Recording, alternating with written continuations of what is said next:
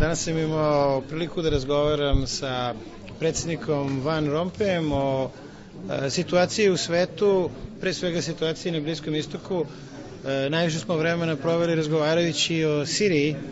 Danas je to tema i ministarskog sastanka, ministara spoljnih poslova Evropske unije. Pre 2 nedelje se u Generalnoj skupštini diskutovala situacija u Siriji. Diskutovali smo dolazeći u mirovnu konferenciju za koju se nadam da će doneti napredak u rešavanju ovoga pitanja. Ovo je jedno od najkomplikovanijih svetskih pitanja sa izuzetno potencijalno ozbiljnim implikacijama po mir i stabilnost ne samo Bliskog istoka, već i čitavog sveta, i zaista mnogo energije se ovoga trenutka troši da bi se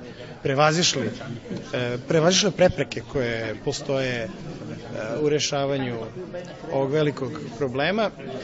Govorili smo o možda i najvećem strateškom izazovu za Ujedinjene nacije u ovom trenutku, a to je održivi razvoj.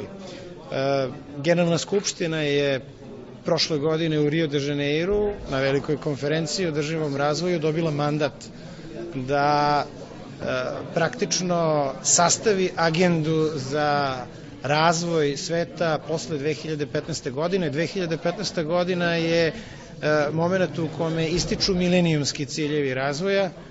Iza 2015. ovoga trenutka ne postoji ništa u smislu plana i programa Ujedinjenih nacija kada je reč o razvoju. Razgovarali smo i o situaciji u regionu, ali ja sam danas ovde sa mojom agendom predsjednika Generalne skupštine Ujedinjenih nacija, tako da zvanični deo ovog razgovora je bio posvećen isključivo Ujedinjenim nacijama.